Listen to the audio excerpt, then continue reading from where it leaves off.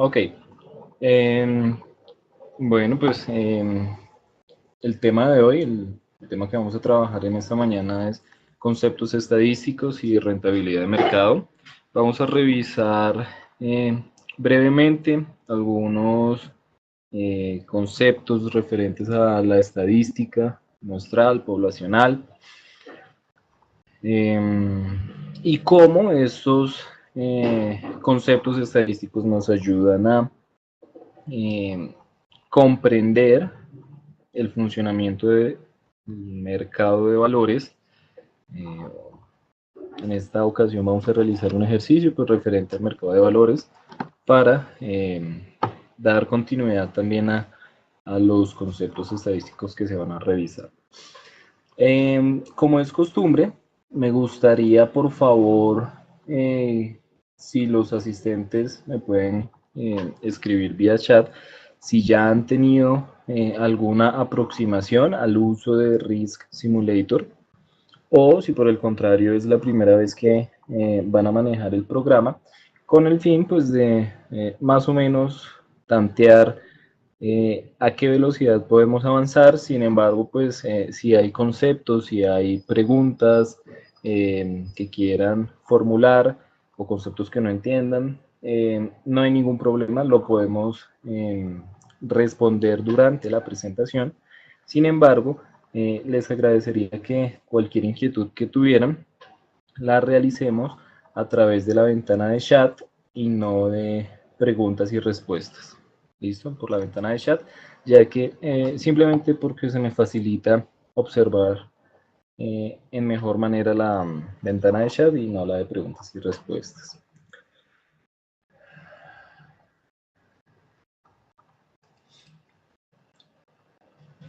Ok, bueno, hay personas que me comentan que ya han estado en algunos webcasts, otras personas me dicen que eh, ya han trabajado con Risk.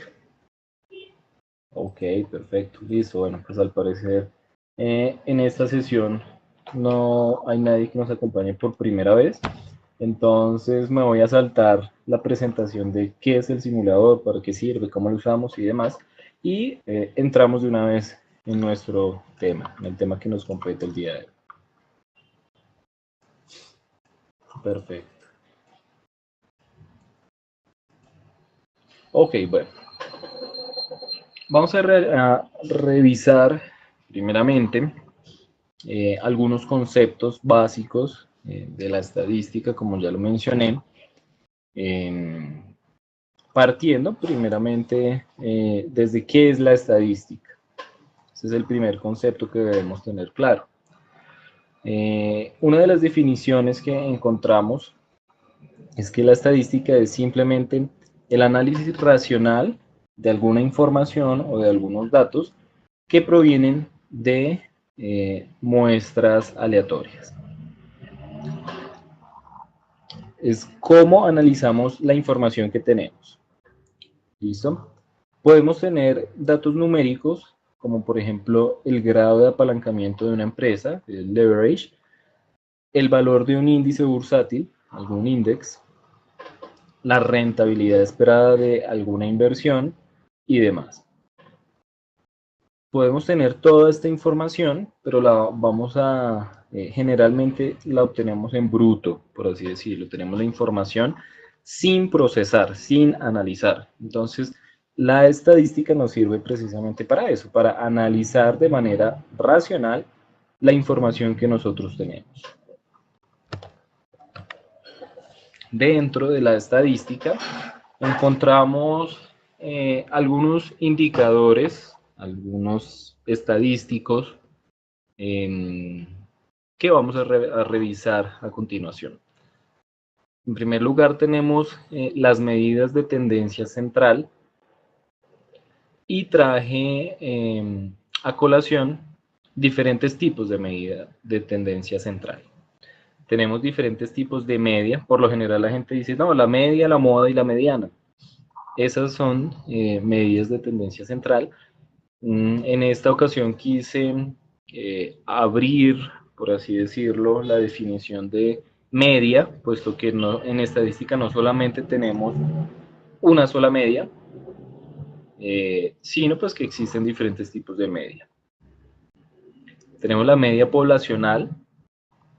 Esta media poblacional es el grupo completo de objetos en estudio, es decir, es mi mundo global, abarca todo, toda la información que existe. Se calcula mediante la suma de todos los valores observados en la población y se divide entre el número de elementos. ¿Listo? Esta medida poblacional es, digámoslo, a nivel general, podríamos decir, la media poblacional de los habitantes en Colombia. Nosotros tenemos la información total del número de habitantes en el país, por lo tanto podemos sacar una media poblacional. Es una media total, por así decirlo. Tenemos también una media muestral, que es la suma de todos los valores en una muestra. Y pues igualmente se divide por el tamaño de la muestra. Esta media muestral por lo general se utiliza para realizar inferencias respecto a la media poblacional. ¿Por qué? ¿Qué pasa? Es muy difícil que nosotros podamos obtener toda la información que nosotros necesitemos. ¿Listo? Cuando nosotros no podemos tener acceso a toda la información y no podemos sacar un dato poblacional, un dato exacto, un dato macro, por así decirlo, simplemente vamos a generar un muestreo aleatorio de los objetos de estudio y esa muestra que tenemos, pues vamos a trabajar sobre esa muestra. ¿Listo? Esa es la media muestral. La media aritmética, simplemente, sin importar si es poblacional o muestral, es la suma de todos los valores entre, o dividido entre el número total de observaciones que tenemos. Finalmente, tenemos la media geométrica. Esta media geométrica es utilizada por lo general para calcular las rentabilidades o los retornos de una inversión sobre múltiples periodos. Este puede ser uno de los usos. Otro de los usos puede ser para hallar una tasa de crecimiento compuesta. ¿Listo? Esto ya es como más para temas financieros. Se calcula como la raíz n del producto de n valores. Ok. Como podemos observar entonces existen diferentes tipos de media dentro de las medidas de tendencia central. Asimismo, como medidas de tendencia central, tenemos la mediana, que ya la había mencionado, la cual es simplemente el punto medio de toda la información cuando la data está ordenada de mayor a menor. Esto es un requisito. Uno de los requisitos para poder hallar la mediana es que yo debo primero realizar un ordenamiento de la información de mayor a menor. ¿Listo? Si yo no tengo ordenada la información, simplemente no voy a poder calcular la mediana o hallar la mediana. La mitad de todas estas observaciones se encuentra por encima de la mediana y la otra mitad por debajo de la mediana. Pues por eso su nombre, ¿cierto? Es la que está en todo el medio de la información. Como otra medida de tendencia central, tenemos la moda. La moda simplemente es el valor que más veces aparece, que más veces se repite, que más veces se ve dentro de la muestra que yo tengo, dentro de la población. ¿Listo? La moda, ¿cierto? Lo que más se repite, lo que más se puede observar, lo que más se ve. Es una medida de tendencia central bastante sencilla, ¿cierto? Esta moda se calcula a través de una distribución de frecuencias. Yo tengo que saber con qué frecuencia se repiten los valores que yo tengo en mi muestra y de allí puedo encontrar cuál es la moda. Otras medidas de tendencia central no tan conocidas, ¿cierto? Porque por lo general todo el mundo menciona es moda, media y mediana. Tenemos los cuartiles, que es la división de toda la información que yo tengo. La información que yo tengo la voy a dividir en cuartos. ¿Listo? Esos son los cuartiles. O en porcentajes, ¿cierto? cuartiles. Tengo yo también los quintiles, que es una distribución dividida en quintos. Pues simplemente su nombre lo indica, no es bastante complicado. Los deciles, la distribución dividida en décimas. Y los percentiles, la distribución dividida en céntimos. ¿Listo? Esto como complemento a las medidas de tendencia central, algunas de las medidas de tendencia central. Dentro de la estadística, esto es lo que se conoce como primer momento, las medidas de tendencia central. Pasamos entonces al segundo momento, que son las medidas de dispersión o de variación que nosotros tenemos. Dentro de esas medidas de dispersión, podemos mencionar rápidamente la varianza, ¿cierto? La varianza no es más que el promedio de las distancias al cuadrado entre los valores de una serie y el punto de tendencia central. ¿Listo? Aquí en la imagen podemos observar un punto de medida central, un punto de tendencia central, la media. Bueno, acá tenemos la desviación estándar, que es la siguiente medida de dispersión. Simplemente la desviación estándar, como la varianza es la distancia al cuadrado, para poder hallar un punto específico dentro de mi plano, yo tengo que sacarle la raíz cuadrada a esta varianza, y esa es la desviación estándar. ¿Listo? En otras palabras, la desviación estándar no es otra cosa que la raíz cuadrada de la varianza. Dentro de las finanzas, esa desviación estándar es lo que se conoce como riesgo. Muchas veces se llega a confundir dentro de las finanzas cuál es mi medida de riesgo general. Algunas personas dicen que es la varianza, otras dicen que es la desviación estándar. ¿Listo? Esta desviación estándar dentro de las finanzas se entienden como un error natural. Entonces, si yo tengo mi media acá, que es esta línea de tendencia central, y yo tengo un punto acá, que es mi desviación estándar, la desviación estándar, ¿qué es? No es más que la diferencia entre este valor que yo tengo acá y el valor de la media. ¿Listo? Es la diferencia entre el valor observado y el valor real. Ese error, ese tipo de error natural, es lo que se conoce como desviación estándar. Otro tipo de medida de dispersión o de variación, que tampoco es muy conocido, por así decirlo, igual que las otras medidas de tendencia central, es el coeficiente de variabilidad. Este coeficiente de variabilidad es simplemente el error relativo. Observemos que la desviación estándar se entiende como el error natural y este coeficiente de variabilidad como el error relativo. ¿Por qué es relativo? El coeficiente de variabilidad está dado por la siguiente fórmula: 100 o 100%. Esto lo multiplico por por la desviación estándar, que también es conocida con la letra S, la desviación estándar, y lo divido sobre mi medida de tendencia central o mi media. ¿Listo? Esto es, ¿qué me dice el coeficiente de variabilidad? ¿En qué porcentaje estoy yo disperso de mi tendencia central? ¿Listo? Esto es a nivel de porcentaje, el coeficiente de variabilidad, y este es a nivel absoluto, ¿cierto? En la desviación estándar yo tengo el error natural y en el coeficiente de variabilidad el error relativo. Listo. De esta manera terminamos la primera parte, que son los conceptos estadísticos. Solamente traje estos porque estos son los que vamos a necesitar más adelante cuando realicemos nuestro ejercicio. Ok, entonces, recordemos que el tema de la presentación es conceptos estadísticos y rentabilidad de mercado. Si yo voy a hablar de rentabilidad de mercado, debo tocar algunos temas en específico.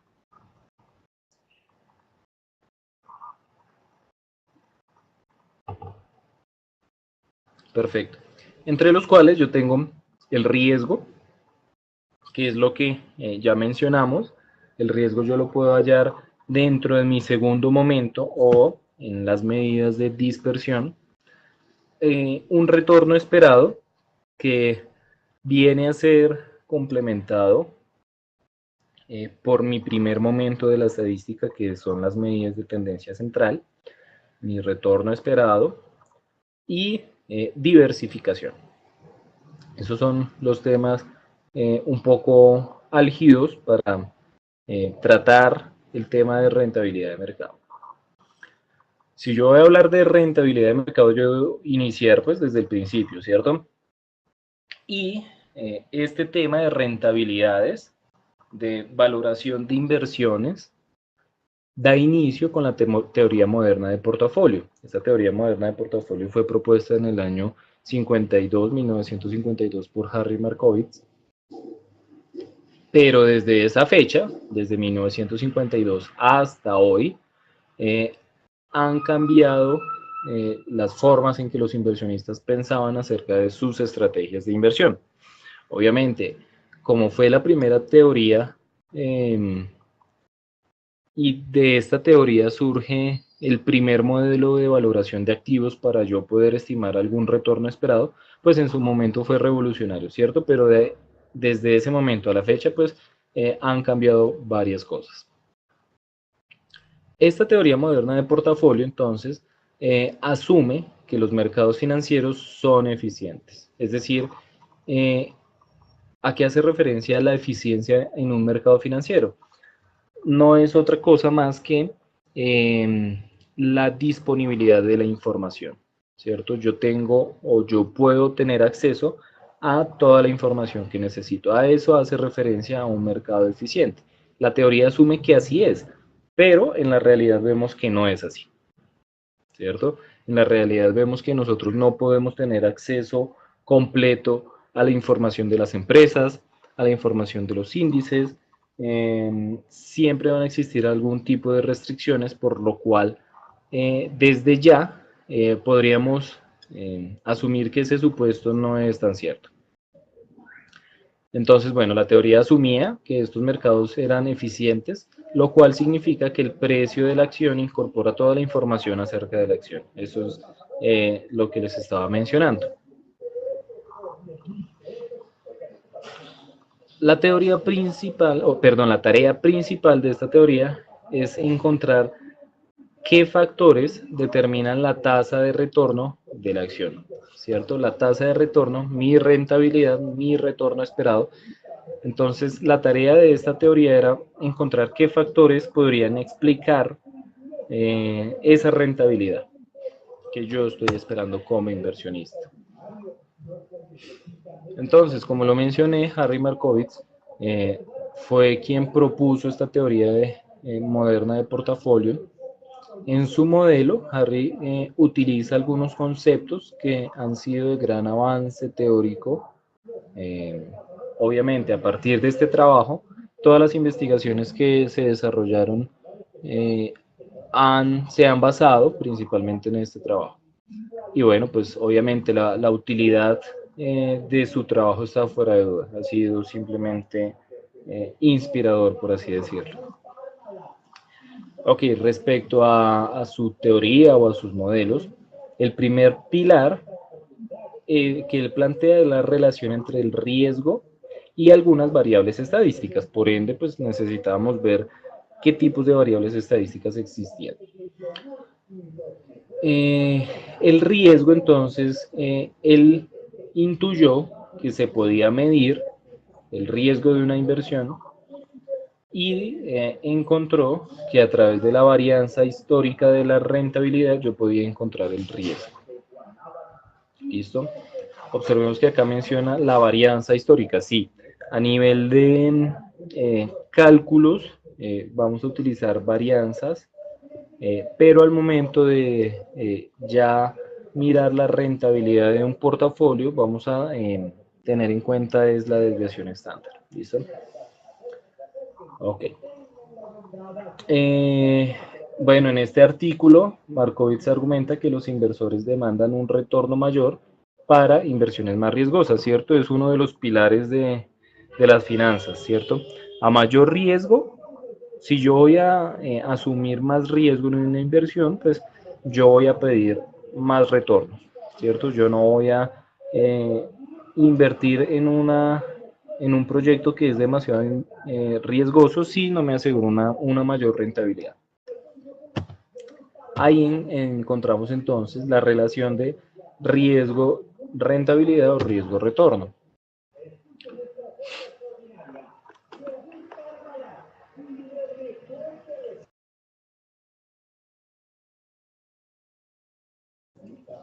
Ok, bueno.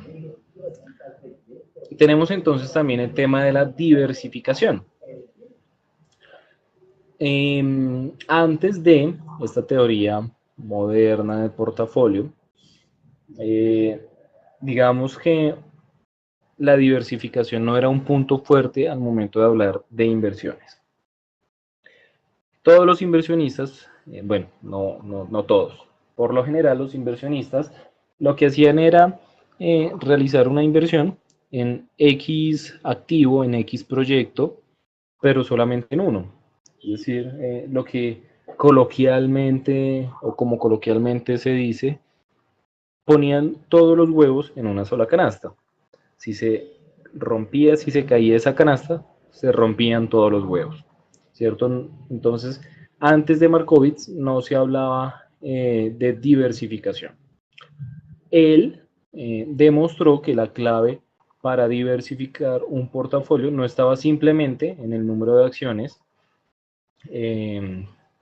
que componían un portafolio, ¿cierto? La clave no es cuántas acciones yo tengo, sino que también, y más importante, es la correlación de los retornos de esas acciones. La correlación, ahí ya entra otro concepto estadístico.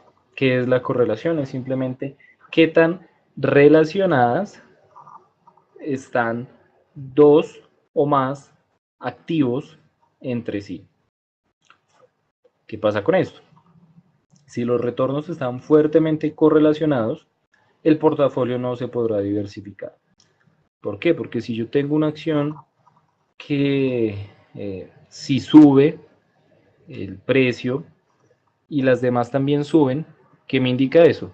Que si cuando sube una, suben todas las demás, pues cuando baja una, cuando baja el precio de una acción, van a bajar el precio de todas las demás acciones, ¿cierto? Porque están fuertemente correlacionadas y de esa manera yo no voy a poder diversificar el riesgo de mi portafolio.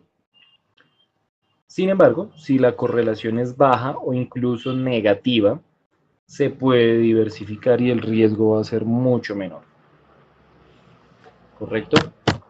Me gustaría saber si hasta acá hay alguna pregunta por parte de los asistentes o si damos paso entonces a nuestro ejercicio con el simulador.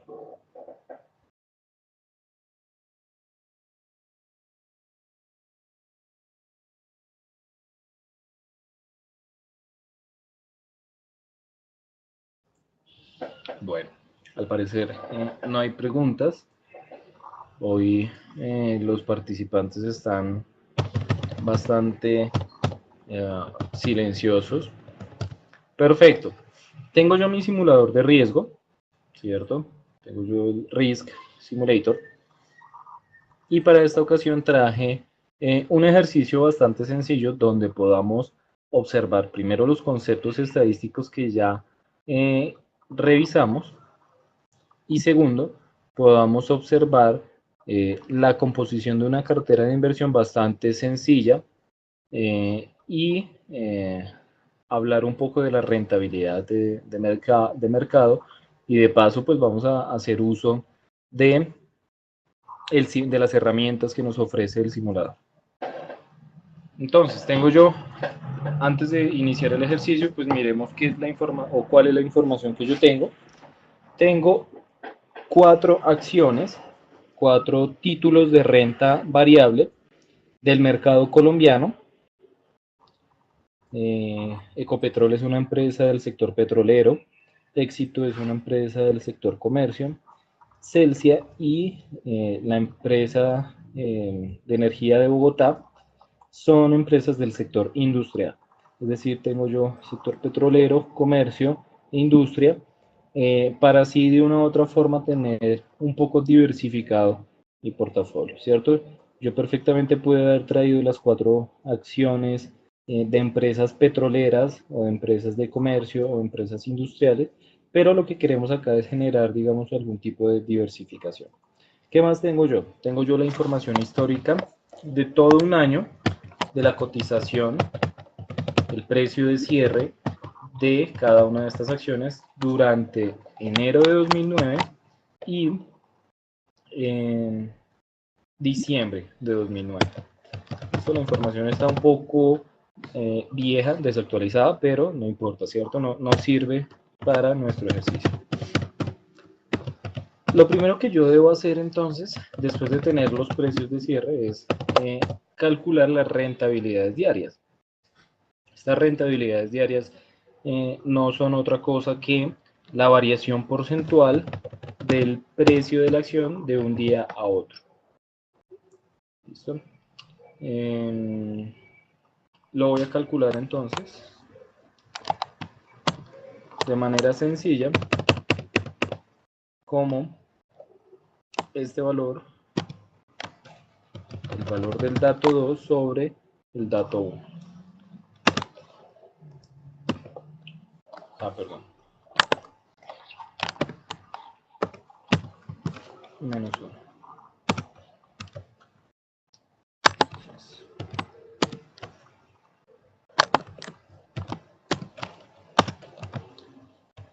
Voy a aumentar los decimales y esto para los demás activos.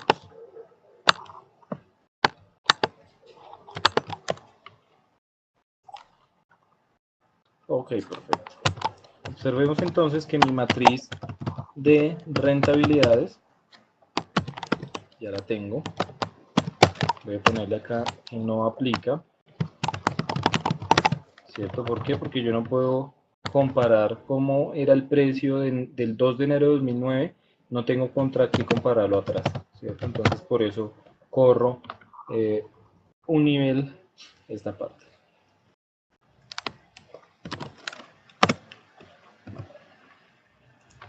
Quería intentar algo. Bueno, yo lo puedo hacer de dos formas. Puedo calcular el logaritmo natural de esa diferencia, de ese cociente, o simplemente la variación porcentual. En los dos casos me va a dar el mismo valor, ¿cierto? Observémoslo acá. O valores muy cercanos. A nivel de finanzas yo prefiero trabajarlo con logaritmos naturales. Pero bueno, pues no va a variar en mayor proporción los resultados, no va a variar. ¿Listo? Correcto, entonces tengo yo calculada mi rentabilidad. ¿Qué puedo hacer para empezar? Bueno, me voy a venir al simulador, voy a crear un perfil, lo voy a llamar portafolio y le doy OK. De esta manera ya tengo mi perfil creado. Voy a utilizar una herramienta que se llama ajuste de distribución múltiple. Yo vengo a mi simulador, la ventana del simulador, en el menú busco herramientas y dentro de estas herramientas analíticas que yo tengo voy a encontrar el ajuste de distribución múltiple, la opción número 12. Este ajuste, ¿para qué me sirve? Para encontrar de manera simultánea cuáles son las mejores distribuciones probabilísticas que se ajustan a estos datos históricos que yo tengo acá. ¿Listo? Voy a borrar esto. Entonces, para realizar ese análisis, lo que voy a hacer es, voy a seleccionar toda la información que yo tengo, toda la matriz, y vengo a ajustes de distribución múltiple. Herramientas analíticas, ajuste de distribución múltiple.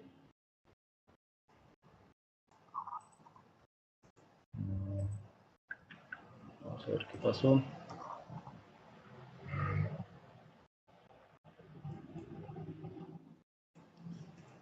Creo que hay una falla en el software porque no me está corriendo. Ya ahora sí.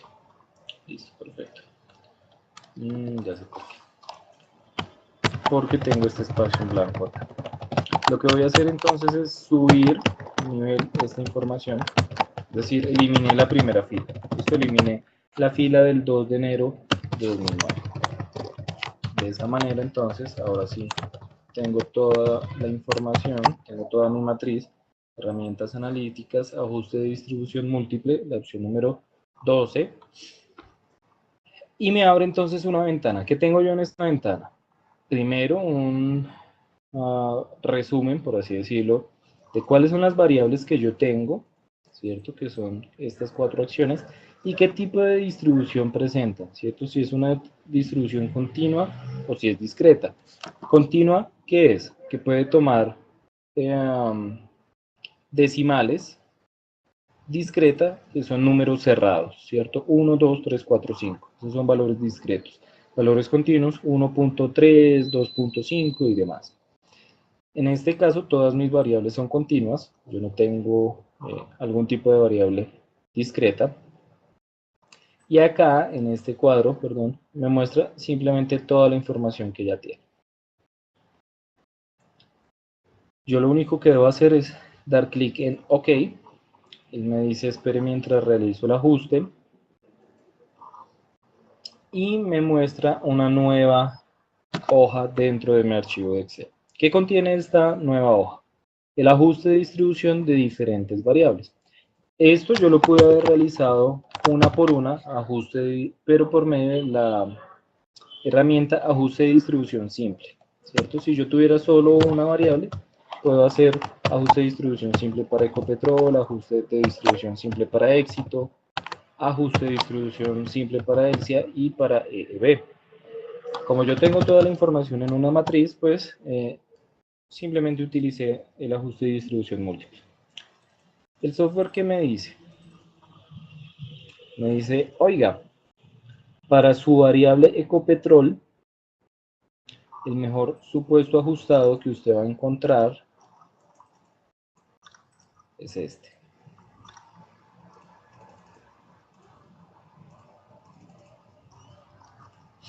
¿Listo?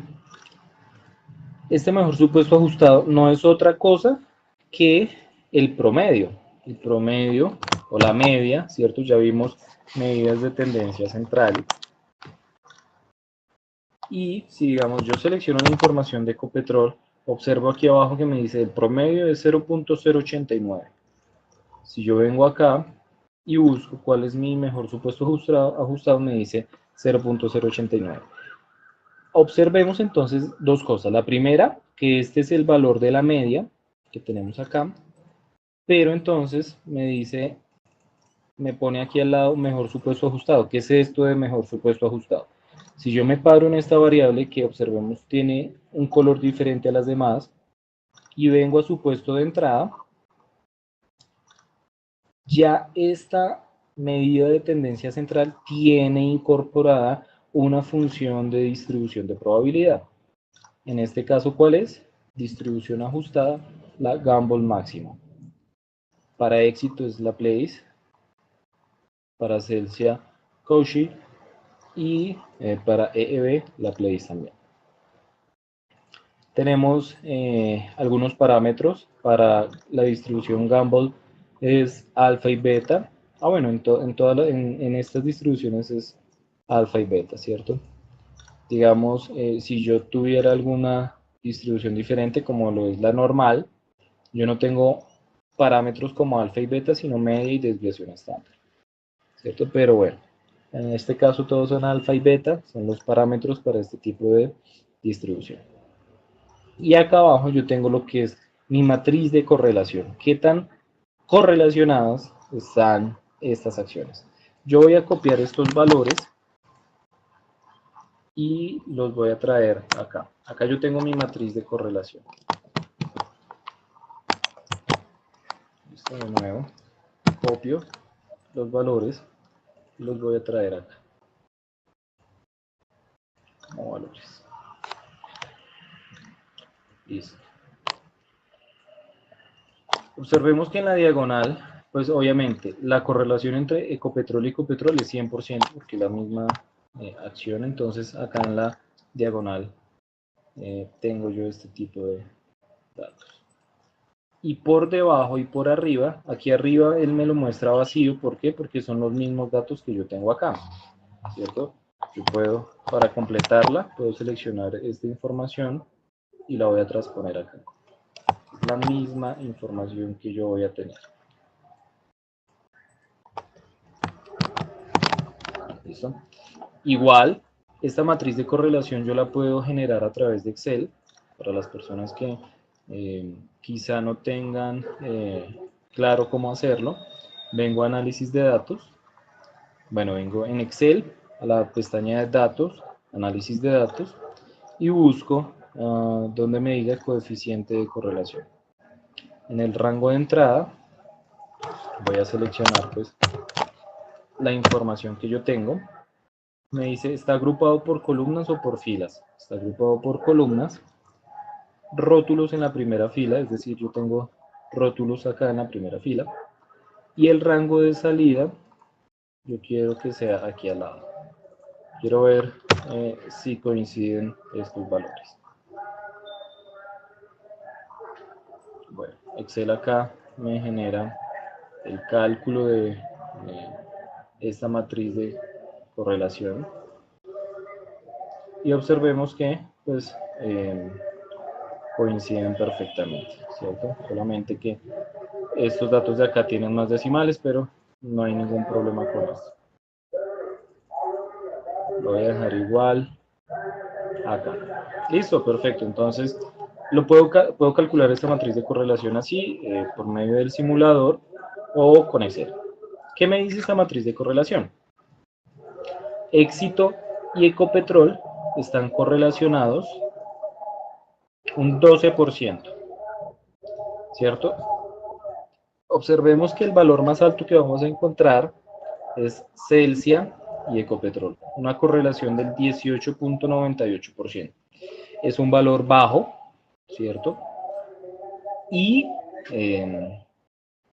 no sé cómo decirlo, preferiblemente, como lo había mencionado, lo ideal es tener correlaciones bajas o incluso negativas. Digamos, observemos este 6.98 de acá, entre EEB y éxito, sector comercio y sector industria. ¿Qué me está diciendo esta correlación negativa? Que cuando EEB aumenta, éxito disminuye en este porcentaje o viceversa. Cuando éxito aumenta, EEB disminuye. Esto con el fin de diversificar y gestionar un poco el riesgo. Igual existen otras maneras de gestionar el riesgo. Perfecto. Entonces, encontré yo que las correlaciones de estas acciones son bajas. Entonces, voy a continuar con el ejercicio. Yo necesito encontrar cuáles son las varianzas y las covarianzas de estas acciones, de estos títulos, de estos retornos. Lo puedo hacer por medio de fórmulas de Excel. Puedo pedir acá, ok, bueno, voy a tener yo también clave, la diagonal. En esta diagonal pues tengo las acciones contra sí mismas. Entonces, yo puedo traer acá la varianza, ¿cierto? Y acá abajo, a nivel de fórmula, la covarianza, ¿cierto? Para hacerlo de una manera más eficiente, también voy a utilizar la herramienta de Excel. Voy a venir de nuevo a Datos, Análisis de Datos, y la opción Covarianza. Si voy muy rápido, por favor me comenten. Voy a seleccionar los datos que tengo. Observemos que yo estoy realizando estos cálculos no con los precios históricos, sino con las rentabilidades. A mí lo que me interesa no son los precios, sino las rentabilidades. Por eso es que yo estoy generando esta información con las rentabilidades. Análisis de datos, covarianza, rango de entrada. Tengo los retornos, está agrupado por columnas, hay rótulos en la primera fila. Y voy a decirle que me traiga la información acá.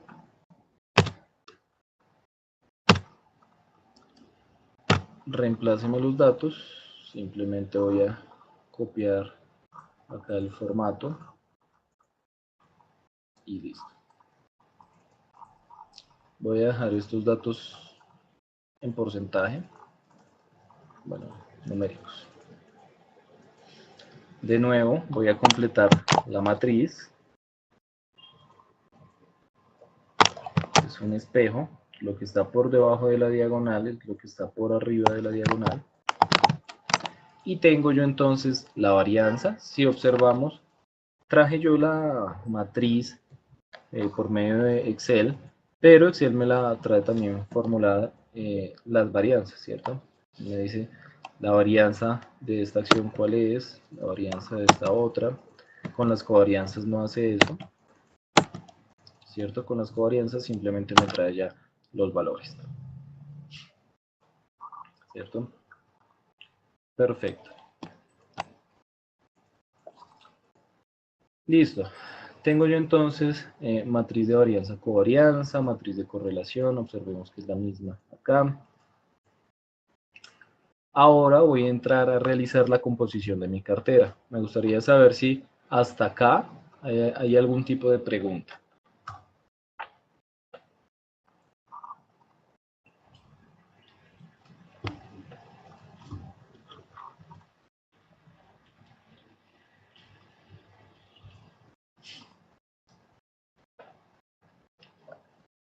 Bueno, ok, continuamos. Al parecer no hay preguntas. Entonces, lo siguiente que yo voy a hacer es realizar los cálculos de mi cartera. Acá yo tengo, entonces, ¿cuáles son las acciones acá? Digamos, son acciones.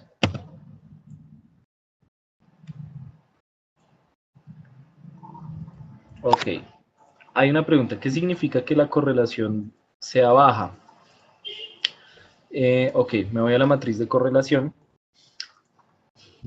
Esta matriz de correlación que me dice, ¿en qué porcentaje están relacionadas el comportamiento de las rentabilidades entre, digamos, Ecopetrol y Éxito? ¿Qué tan relacionados están estos retornos?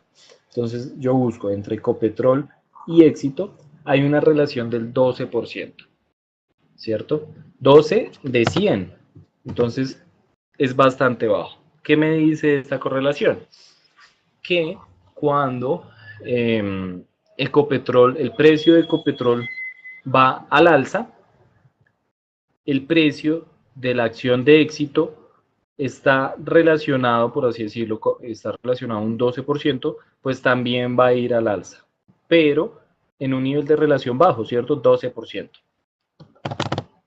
El valor negativo, pues me indica todo lo contrario. Si, digamos, Éxito, la acción de Éxito va al alza, como la correlación es baja, es negativa, perdón, me dice que si si la acción de Éxito sube, el precio sube, el precio de la acción de EEB va a disminuir, ¿cierto? ¿Esto para qué lo miro yo? A mí para qué me interesan estos datos de acá, para ver qué tan diversificado tengo yo mi portafolio. Si, digamos, esto no fuera un valor del 5.71%, sino del 80%, pues a mí no me sirve, porque yo estoy diciendo estas empresas están fuertemente correlacionadas y yo no voy a poder diversificar el riesgo. ¿Listo? Para eso es que a mí me interesa tener un valor de correlación bajo. ¿Listo?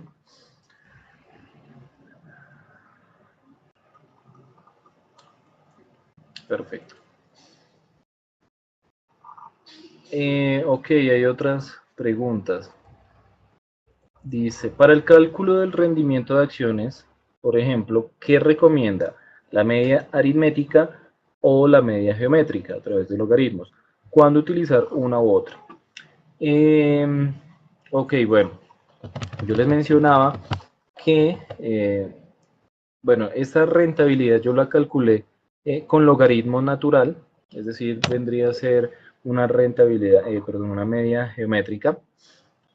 A mí en lo personal me gusta trabajar con logaritmo natural al momento de calcular la rentabilidad.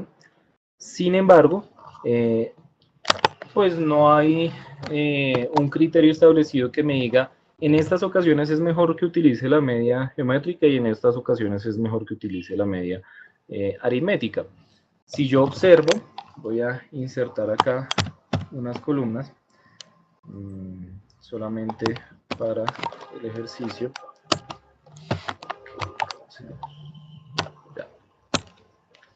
Si yo calculo estas rentabilidades como una variación normal,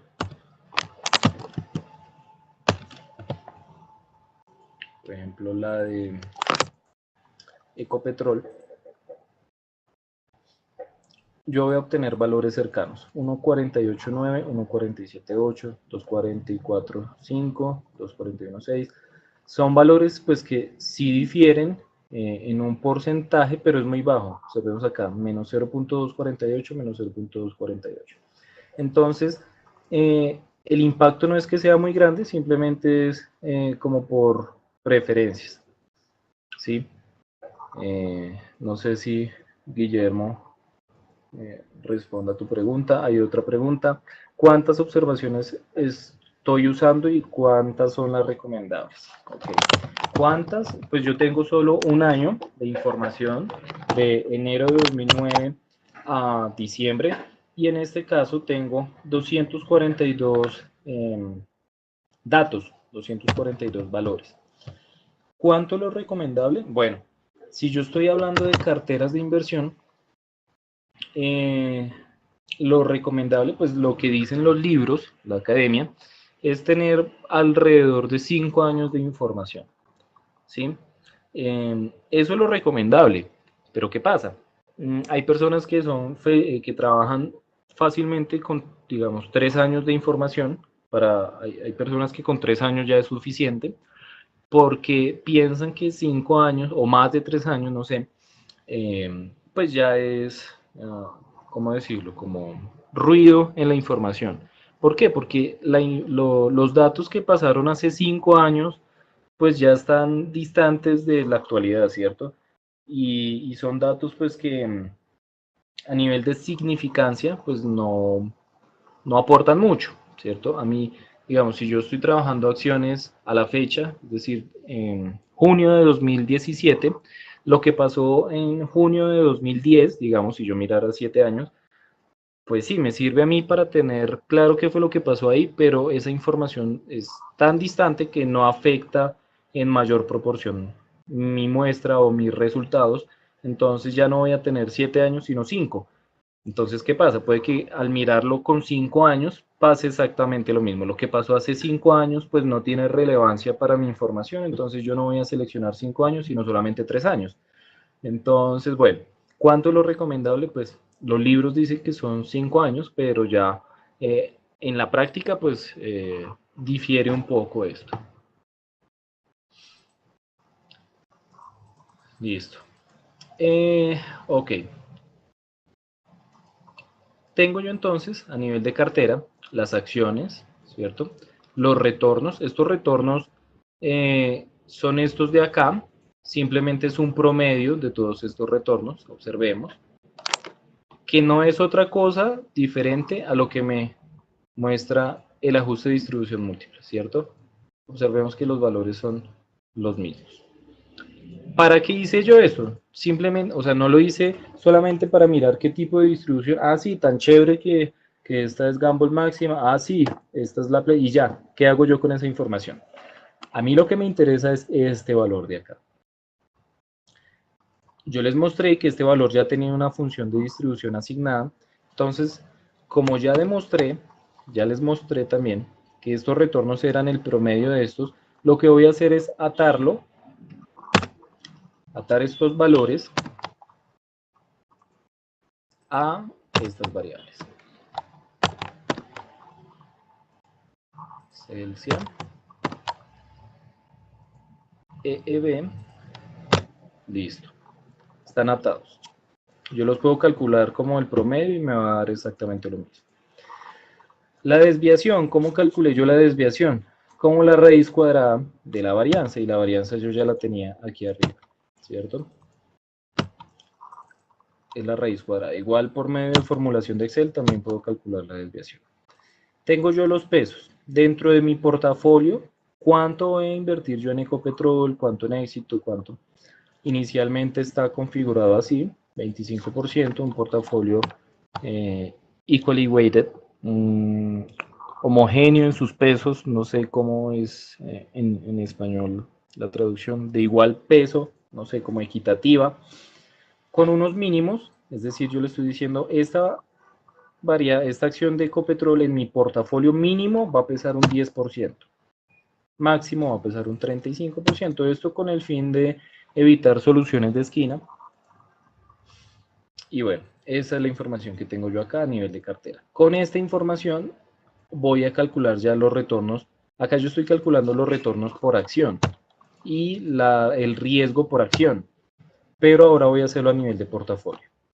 Los retornos de mi portafolio entonces no es otra cosa que la suma producto de los retornos que yo tengo por el porcentaje de participación que tiene.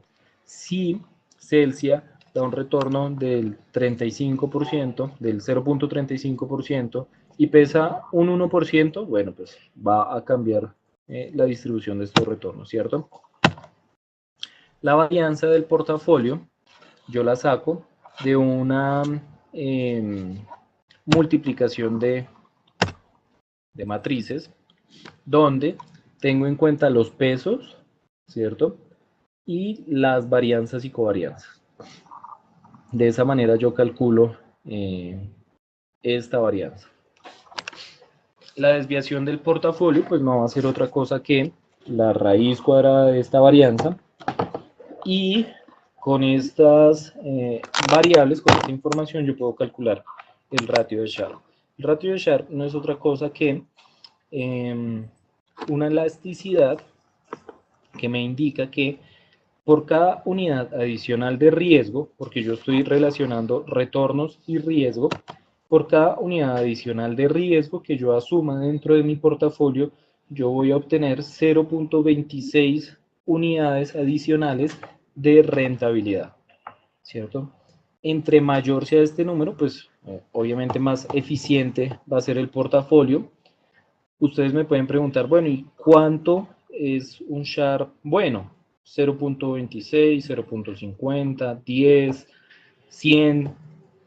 Esto yo puedo determinar si es bueno o es malo al momento de compararlo con otro ratio de Sharpe.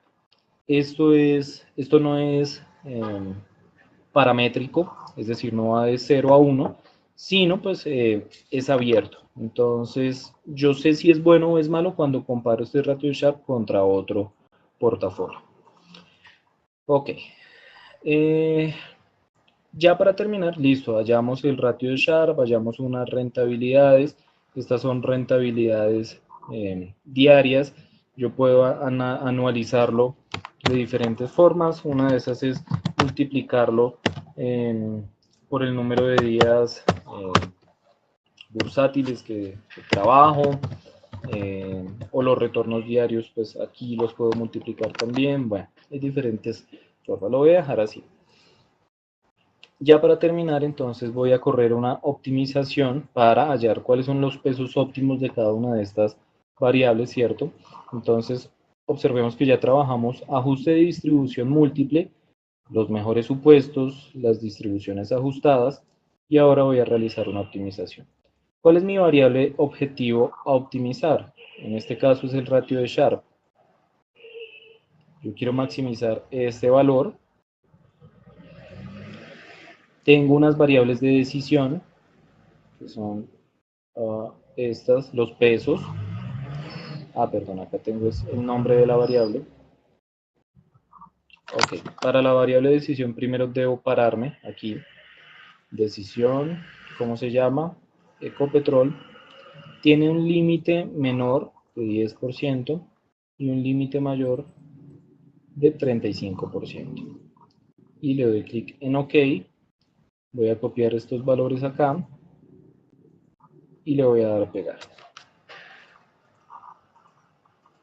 Mi variable restricción va a ser simplemente que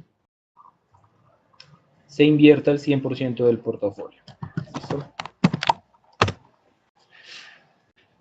Si yo tuviera algunos activos de renta fija, ¿cierto? Yo tengo acá renta variable, que son acciones.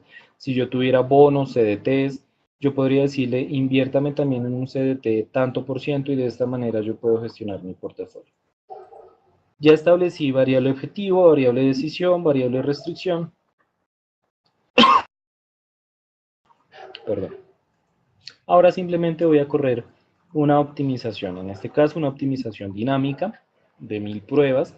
¿Por qué una optimización dinámica? Porque yo tengo atados estos retornos a estos mejores supuestos ajustados. Observamos cómo cambiaban. Algo pasó acá. Voy a volver a correrlo. Ok.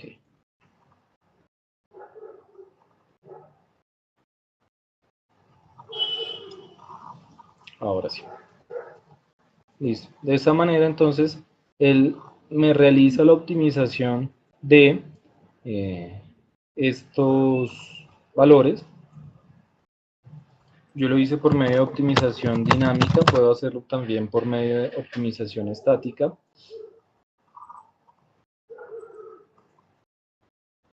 Y obtengo otro tipo de valores. ¿Listo? De esta manera entonces realicé yo la optimización y utilicé el ajuste de distribución múltiple.